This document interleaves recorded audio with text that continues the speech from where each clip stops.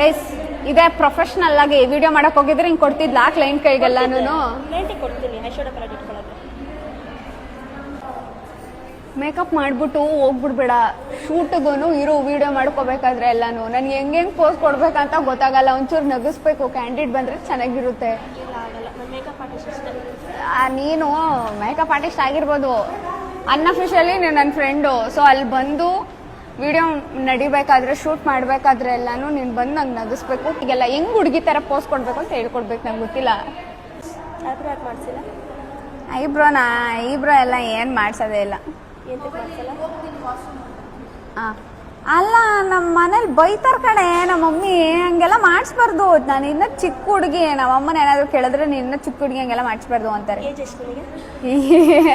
ಯಾರಾದ್ರೂ ನೋಡಿದ್ರೆ ಅಪ್ಪ ಪರವಾಗಿಲ್ಲ ಹುಡುಗಿ ಅನ್ನೋ ಥರ ಇರ್ಬೇಕಂತೆ. ಅಯ್ಯೋ ಈ ಹುಡುಗಿನ ಅನ್ನೋ ಥರ. ಹಾ ಕರೆಕ್ಟ್. ಅವಳು ಕವಿತಾ ಮಾತಾಡೋದೆಲ್ಲ ಕೇಳಿಸಲ್ಲ. ಯಾಕೆ ಅಂತಂದ್ರೆ 2 ಮೈಕ್ ಇಲ್ಲ, ಒಂದೇ ಮೈಕ್ ಇರೋದು. ನಾನು ಮಾತಾಡೋದು ಮಾತ್ರ ಕೇಳಿಸುತ್ತೆ. ಅಡ್ಜಸ್ಟ್ ಮಾಡ್ಕೊಳ್ಳಿ.